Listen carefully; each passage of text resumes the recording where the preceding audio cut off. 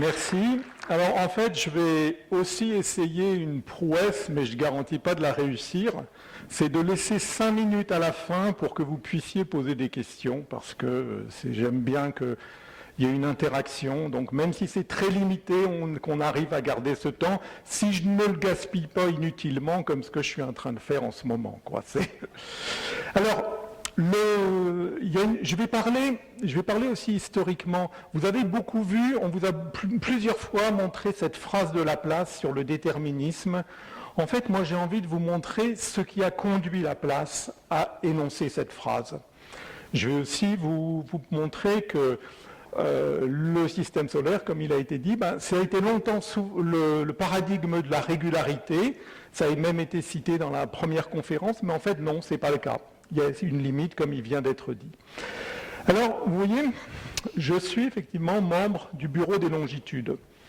Alors, le Bureau des longitudes, qui a été fondé par Laplace, j'en parlerai, et c'est vraiment chercher à supprimer le hasard.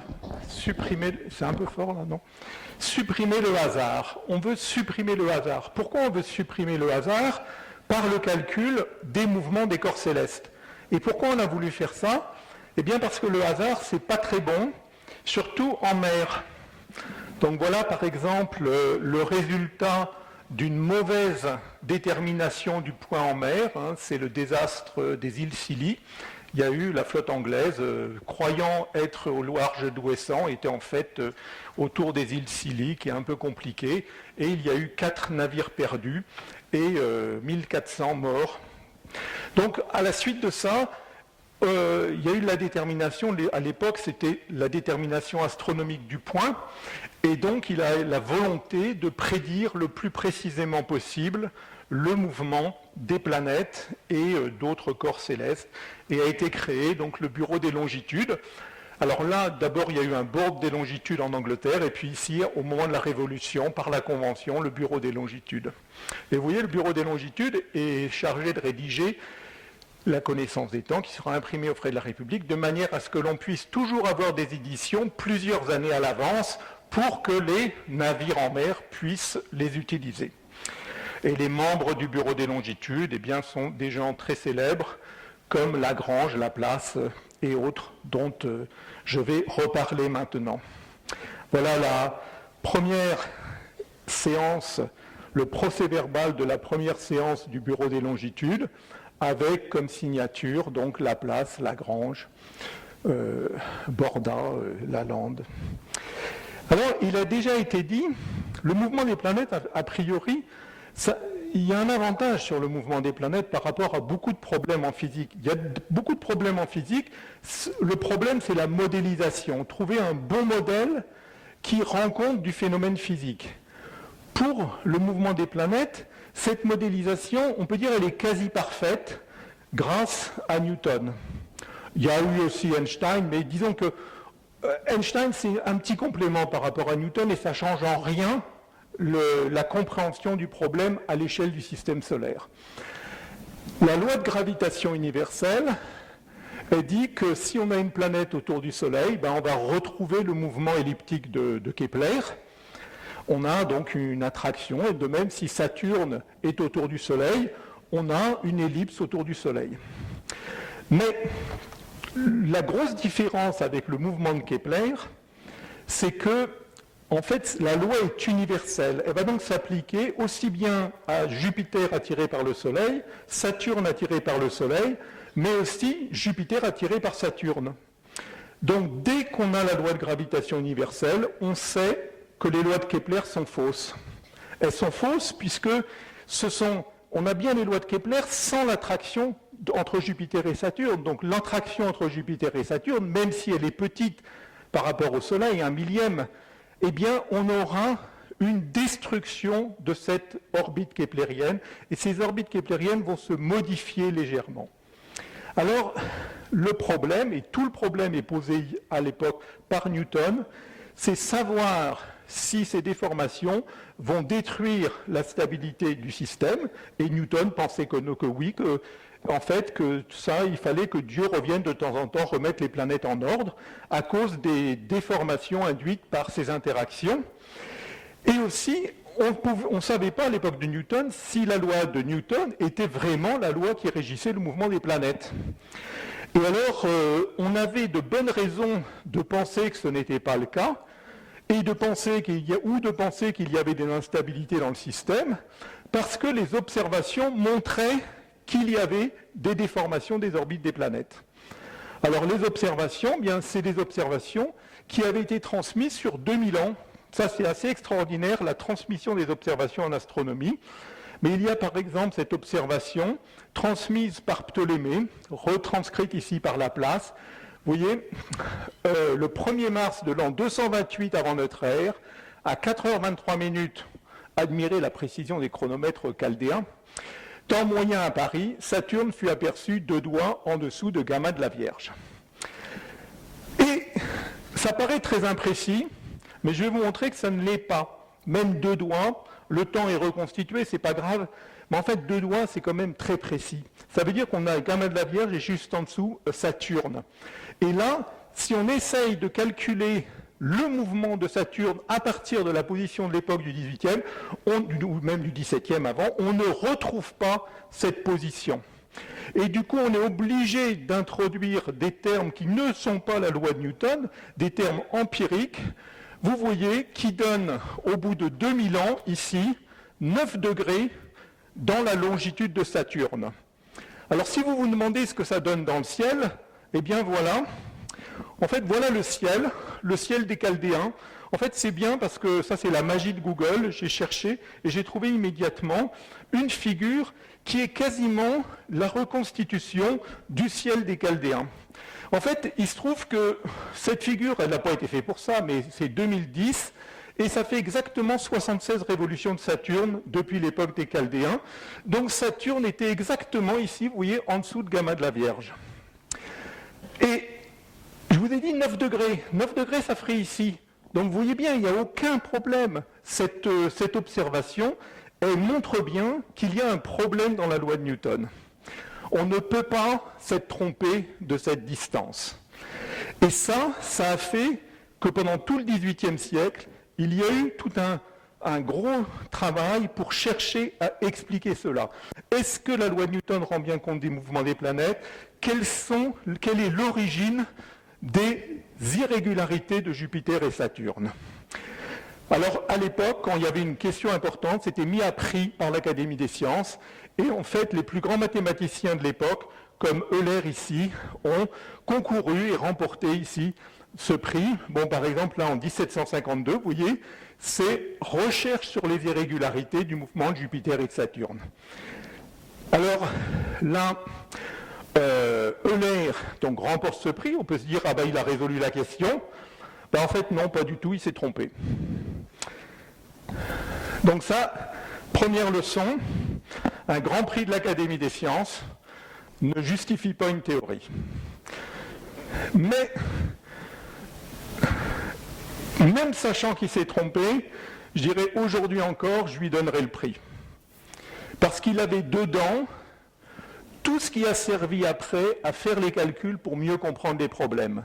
Bon, à un moment, il s'est emmêlé dans les dérivés partiels, mais ça, comme tous nos étudiants, donc on ne peut pas lui en vouloir, on ne peut pas en vouloir non plus à nos étudiants. Ça montre que le problème de l'époque, c'était que le formalisme était compliqué. Le formalisme était pas bien adapté. Et justement, c'est grâce à Euler, grâce ensuite à Lagrange, que tout ce formalisme a été mis en place et que maintenant, par exemple, ce problème se résout en quelques lignes. Et ensuite, celui qui a vraiment résolu le problème, c'est Laplace. Et Laplace a montré que cette variation apparente, alors c'était important parce que ça voulait dire que Jupiter se rapprochait du Soleil et Saturne s'éloignait du Soleil à cause de cette différence. Mais cette variation apparente n'était due en fait qu'à une interaction entre Jupiter et Saturne, parce qu'en gros, Jupiter faisait 5 tours autour du Soleil, pendant que Saturne en faisait 2. Ce qui fait une quasi-résonance qui amplifiait une oscillation dans le mouvement, avec une période de 900 ans, qui pouvait faire croire à une tendance. Donc, Laplace fait ce calcul, montre l'origine de cette différence, ce terme de grande amplitude, et ce qui est miraculeux, c'est que quand il réintroduit ce terme dans le mouvement de Jupiter et Saturne, il va retrouver très exactement la position de Saturne à moins d'une minute d'arc. Donc vous voyez, une minute d'arc, c'est mieux que ce qu'on peut faire à l'œil nu. Donc vous voyez, ça c'est très important, parce que ça montre que c'est la première fois que la loi de Newton, juste par le calcul, à partir de la loi de Newton, on peut retrouver tout le passé. Toute l'histoire est retrouvée à partir finalement de la donnée de la condition initiale. Donc si on peut retrouver tout le passé, on peut aussi prédire tout le futur. Et c'est ça que Laplace va mettre en exergue de son livre sur la théorie des probabilités. Vous voyez, c'est cette phrase dont on a déjà parlé, je ne vous la redis pas, mais vous voyez que c'est pourquoi Laplace écrit cette phrase. Laplace écrit cette phrase, ce n'est pas de manière abstraite, c'est justement parce que c'est ce qu'il a fait. Il a montré qu'en prenant l'équation différentielle, c'est-à-dire la loi de Newton, il a été capable de retrouver tout le passé, et donc il se dit de la même manière, je prédis tout le futur. Et pourquoi cela se trouve dans le volume sur les probabilités? C'est tout simplement parce qu'une fois qu'on sait cela, qu'est-ce qu'il reste à faire? Eh bien, il reste à déterminer le plus précisément possible les conditions initiales du mouvement. Et dans l'idée de Laplace, plus on connaîtra précisément les conditions initiales, plus on pourra prolonger la solution sur un temps long. Et donc, tout ce qui reste à faire, c'est de connaître l'incertitude sur la condition initiale. Alors, ensuite, dans les ouvrages extérieurs, il va justement, et c'est surtout dans son exposition sur le système du monde, il va comme ça léguer un programme aux astronomes du futur.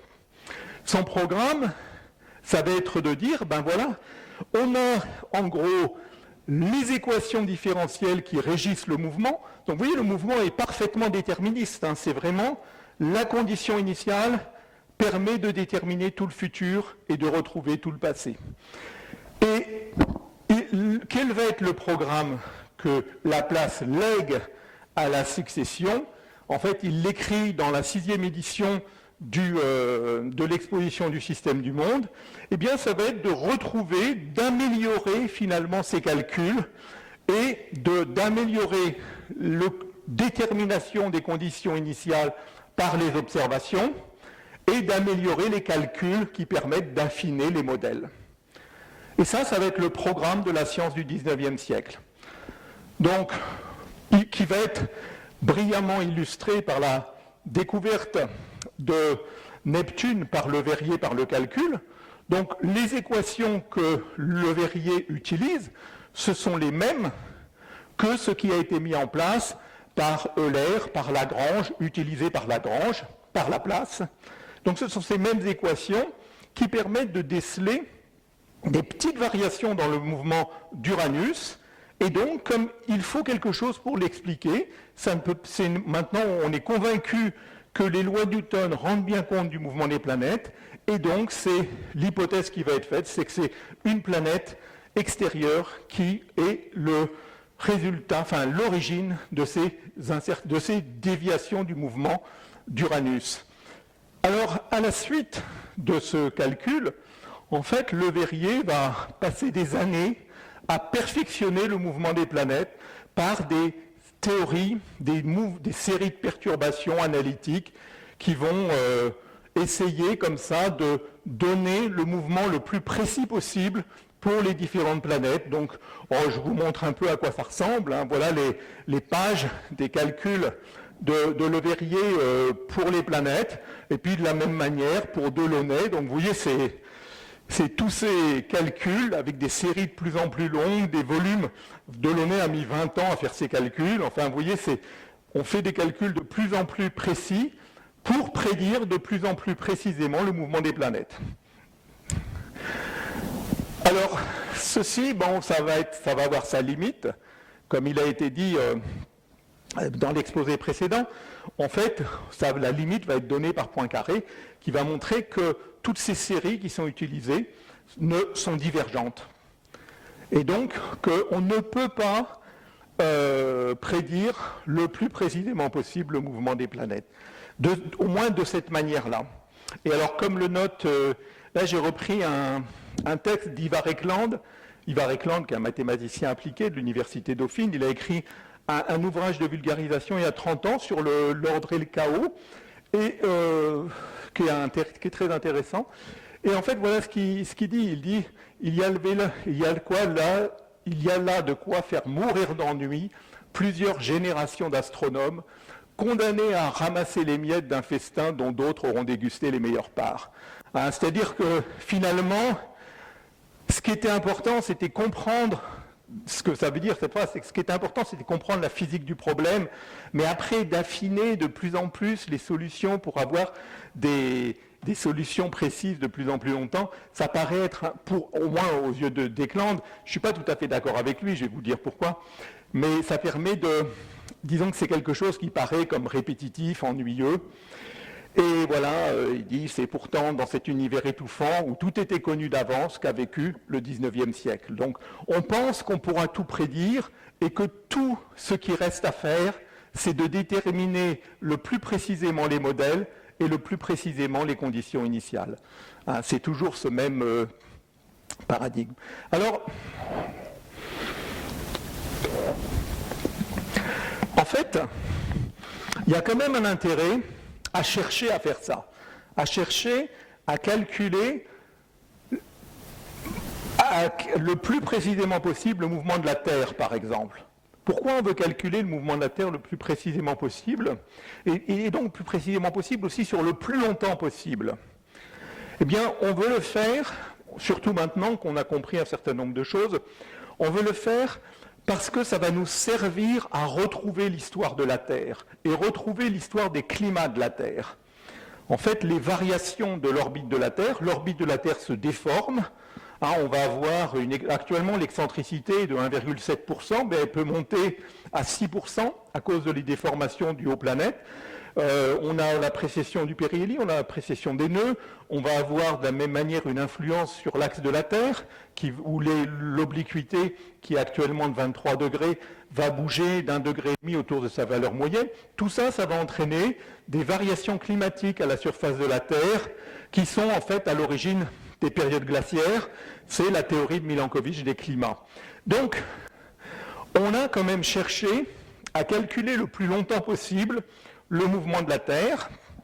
Hein, et en fait, pendant longtemps, ça a été fait de manière analytique, à la suite de ce que je vous ai montré, de Le Verrier, Lagrange, etc. Et puis ensuite de manière numérique.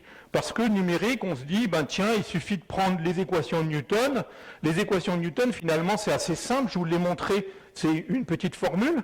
Vous la mettez dans l'ordinateur et vous laissez l'ordinateur calculer le mouvement des planètes de proche en proche. Le seul problème, c'est que jusqu'il n'y a pas longtemps, en fait, vous voyez, quand je dis il n'y a pas longtemps, c'est de plus en plus vieux, mais vous voyez, jusqu'en 91, on ne savait calculer par méthode directe sur l'ordinateur, on ne savait calculer le mouvement des planètes que sur 4000 ans. En 91, il y a eu la première intégration sur 3 millions d'années. Donc avant, on pouvait le faire, mais de manière analytique, en reprenant les travaux du XVIIIe siècle. Maintenant, on sait le faire sur plusieurs millions d'années, mais on va voir, il y a quand même des limites. Alors, à quoi ça sert? Eh bien, si on a le mouvement de l'orbite de la Terre, si on a le mouvement induit de l'orientation de la Terre, on va pouvoir calculer la quantité de soleil reçue à un endroit à la surface de la Terre. Et cette quantité de soleil, l'insolation, va varier au cours du temps. Vous voyez ici l'âge en milliers d'années, donc au bout de 400 000, on a des oscillations, ici de 20 000 ans dues à la précession, de 100 000 ans dues à l'excentricité. Et ici, vous avez un forage de glace, fonction de la profondeur, hein, c'est ici 3 km de profondeur de glace, et vous avez une variation d'un indicateur climatique. Et vous voyez la correspondance entre les deux, qui est très bonne, et donc, du coup, on peut utiliser l'échelle de temps ici pour dater ce forage. Ici, on n'a que la profondeur en mètres, mais On voit le maximum ici, on va se dire il correspond à celui-là, ce maximum correspond à celui-là, ce maximum à celui-là, et comme ça, on a l'âge de celui-là qui est ici. On peut le faire sur la glace sur 1 million d'années, mais on peut le faire sur les sédiments sur des durées plus longues. Ça, c'est sur 2 millions d'années, vous voyez, de 2,4 millions à 2,9 millions. La variation de l'insolation, de la quantité de soleil donc reçue à la surface de la Terre, ça qui résulte, comme je l'ai dit, des interactions, ça résulte du mouvement des planètes. Donc ça, c'est calculé par la mécanique céleste. Et au-dessus, la profondeur, la variation de l'indicateur climatique, on fait correspondre, et donc on a une échelle de temps pour le forage géologique. Ça, c'est 2 millions d'années, mais en fait, ça a été fait sur beaucoup plus longtemps. Ici, sur 23 millions d'années. En fait, ça a été fait en 2004. On a, je dirais, à partir de 2004, les temps officiels pour l'échelle de temps géologique du néogène, c'est-à-dire de 0 à 23 millions d'années, c'est obtenu par cette corrélation astronomique. Donc vous voyez, c'est le mouvement des planètes qui permet de dater le plus précisément possible les données géologiques, les âges géologiques ici. Et actuellement, 23 millions d'années, on veut passer à l'âge des dinosaures. Vous voyez, tout se recoupe. Là, vous avez les expositions sur les météorites. Vous savez que la limite d'extinction des dinosaures, c'est supposé être à la chute d'une météorite. Eh bien, ici, on veut dater très précisément cette époque, il y a 65 millions d'années, et on veut le faire par corrélation avec le mouvement des planètes, en faisant correspondre les variations des sédiments géologiques avec le calcul de l'insolation. Donc vous voyez, là 23 millions d'années, ici 60 millions d'années, alors on se dit, il suffit de prolonger la solution, d'essayer de l'avoir le plus longtemps possible, la plus précise. Mais alors ça, justement, comme il a été dit tout à l'heure, il y a juste un problème, c'est que les mouvements ne sont pas réguliers, mais ils ne sont pas intégrables, c'est ce qui a été démontré par Poincaré, et on aura une situation bien plus complexe que ce que ne le pensaient les gens du XVIIIe, où ils pensaient qu'on pouvait modéliser les choses de manière très précise. En fait, ce que disaient les gens du XVIIIe, ce que disait Laplace est toujours vrai. Mais ce qui se passe, c'est que si on a une petite différence de conditions initiales, on ne va pas s'éloigner bien gentiment de la solution de référence, mais on va s'éloigner exponentiellement. Et donc, on va avoir une erreur qui augmente énormément. C'est l'histoire du battement d'aile de papillon. Et pour ce qui est du système solaire, donc vous voyez, en fait, Poincaré a regardé, en fait, il a pris un problème très simplifié. C'était un problème du Soleil, Jupiter sur une orbite circulaire et un astéroïde de masse nulle. Mais même dans ce problème simple, il a montré qu'existaient des structures très complexes. Il a dit, on sera frappé par la complexité de cette figure que je ne cherche même pas à tracer. Je doute fort qu'il ne l'ait pas tracé quelque part, parce qu'il l'écrit extrêmement précisément. Ces intersections forment une sorte de treillis de tissu, de réseau à mailles infiniment serrées. Chacune des deux courbes ne doit jamais se recouper elle-même, mais celle qui doit se replier sur elle-même d'une manière très complexe pour venir recouper d'une infinité de fois toutes les mailles du réseau.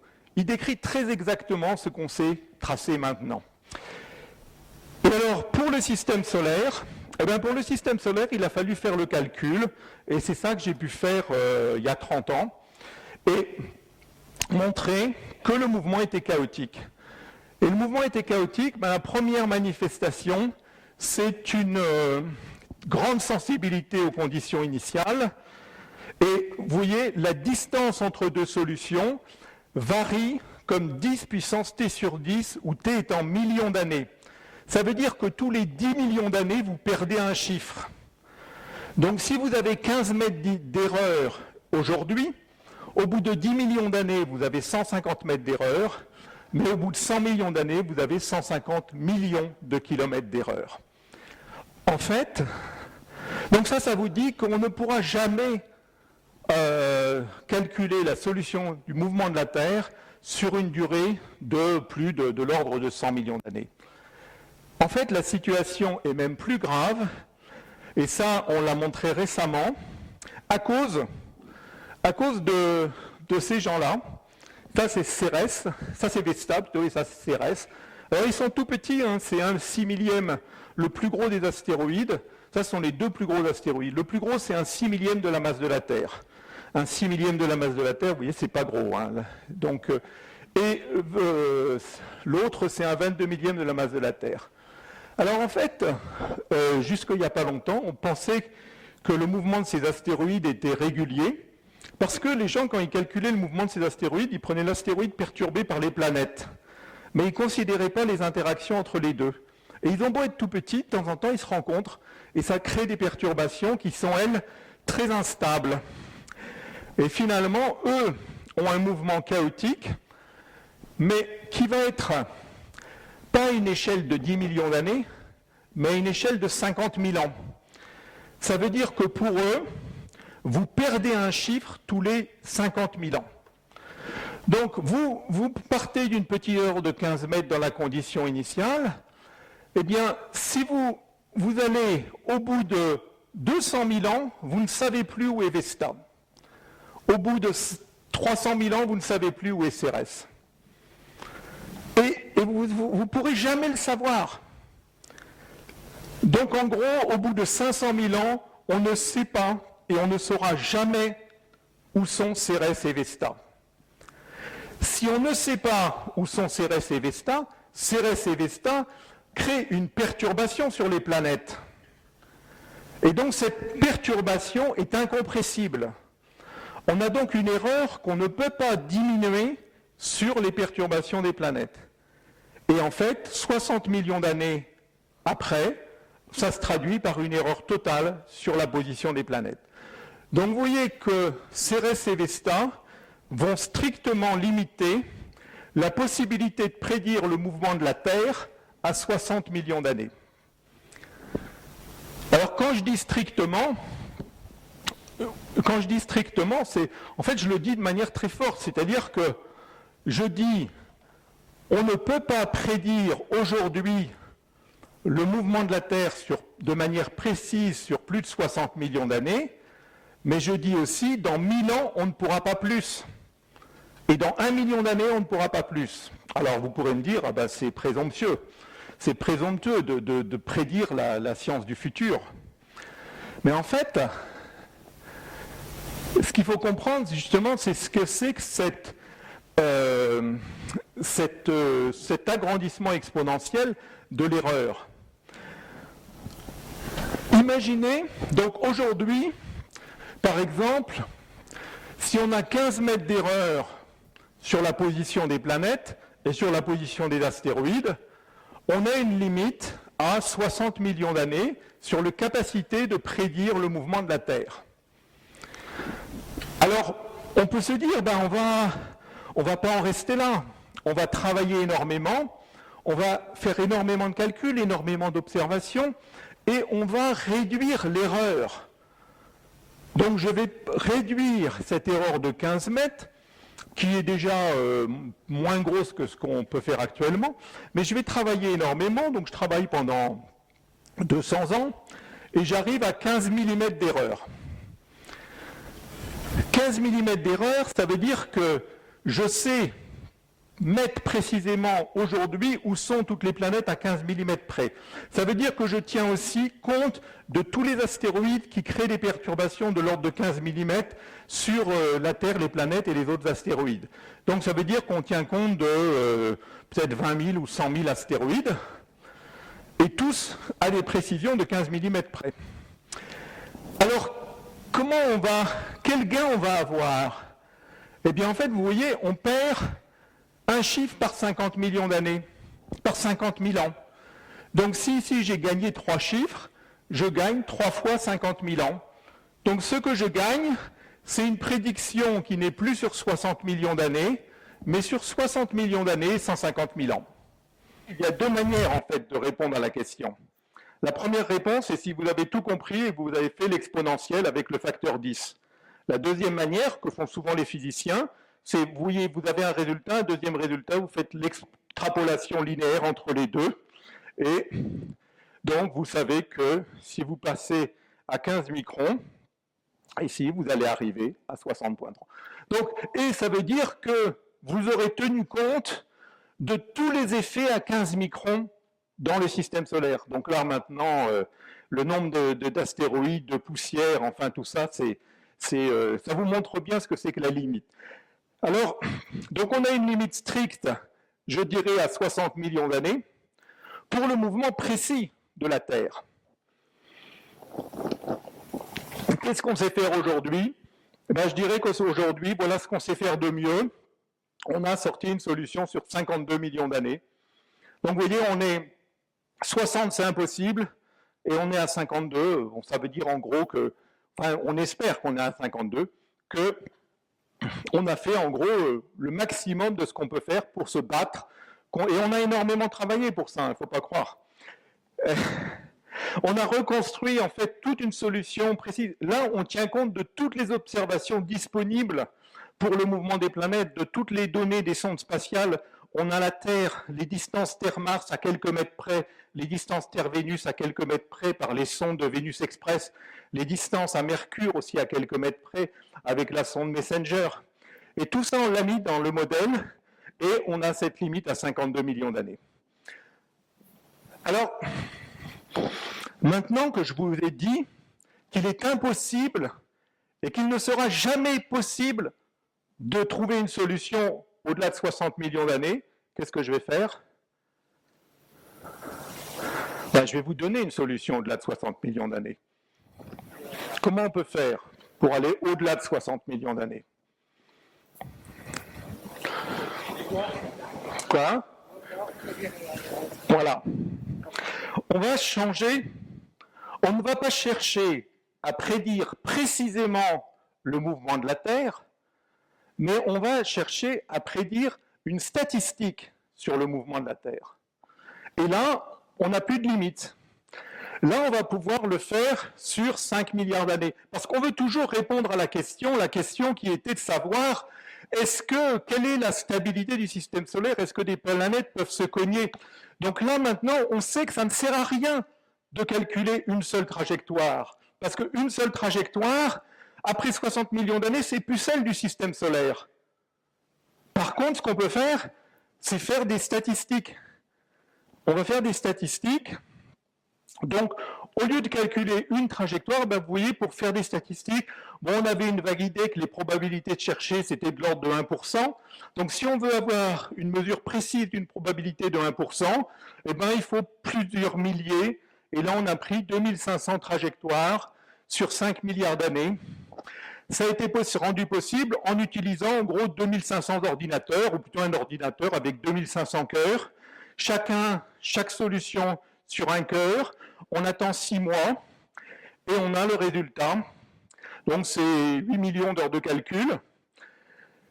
Les solutions sont toutes les mêmes. En gros, elles ne diffèrent que par un changement de 0,38 mm dans la position de Mercure, je crois. Donc vous voyez, elles sont toutes compatibles avec ce qu'on connaît de mieux. Et alors voilà l'excentricité de Mercure sur 5 milliards d'années. Vous voyez que certaines, elles bougent, mais elles restent bornées. Et puis d'autres, hop, elles montent à 0,9. Il y en a à peu près 21 qui montent à 0,9. Donc ce qu'on obtient, en fait, c'est une probabilité.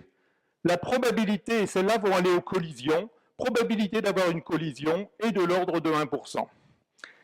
En fait, si on regarde ces solutions, en fait, on a 6 solutions où Mercure vient cogner Vénus, 9 où Mercure vient cogner le Soleil, 5 qui atteignent 5 milliards d'années sans collision, mais avec Mercure-Vénus qui arrive à 1800 km, et puis une où on a Mars et la Terre qui arrivent à 794 km, l'un de l'autre. Ah oui, ça c'est bien pour les astronomes amateurs. Hein.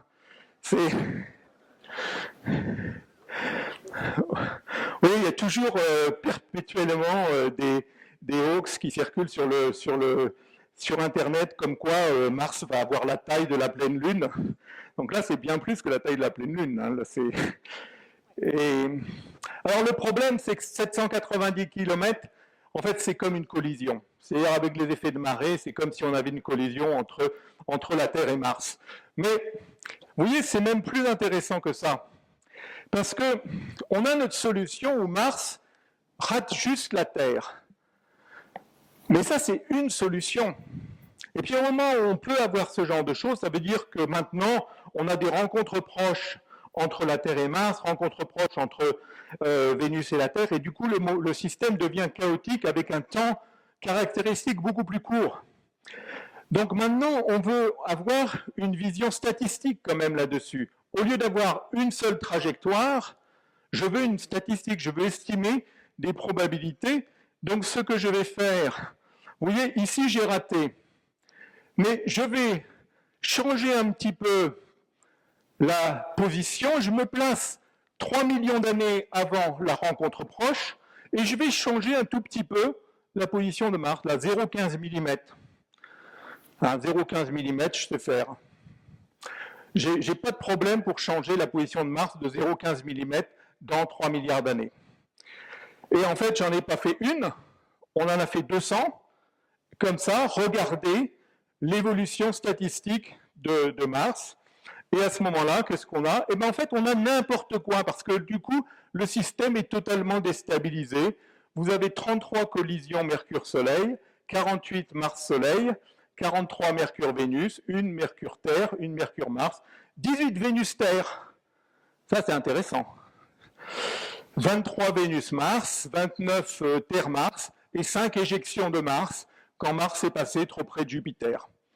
Et en fait, je vais vous montrer en 2 minutes là un peu un résumé de ça. Vous voyez, donc ça, c'est le mouvement des planètes, là, 100 000 ans. Mercure, Vénus, Terre, Mars. Et ça, c'est ce qu'on aurait actuellement, ou autour de la position actuelle. Vous voyez, ça bouge. Hein, ce n'est pas des orbites fixes. Vous voyez particulièrement dans le plan, vous voyez bien les changements, ils sont lents. Hein. Là, il y a 400 000 ans de passé, mais on a des changements notables, mais sans collision.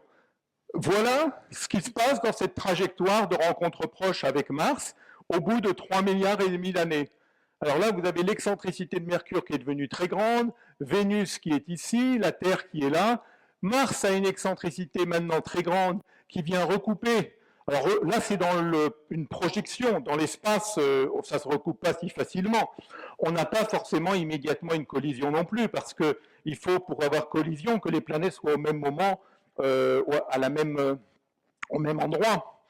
Mais vous voyez, vous avez donc ces interactions. Alors vous allez avoir des choses qui vont se passer, parce que vous avez maintenant des rencontres proches entre Vénus et la Terre. Et quand vous avez une rencontre proche entre Vénus et la Terre, vous allez avoir une interaction très forte.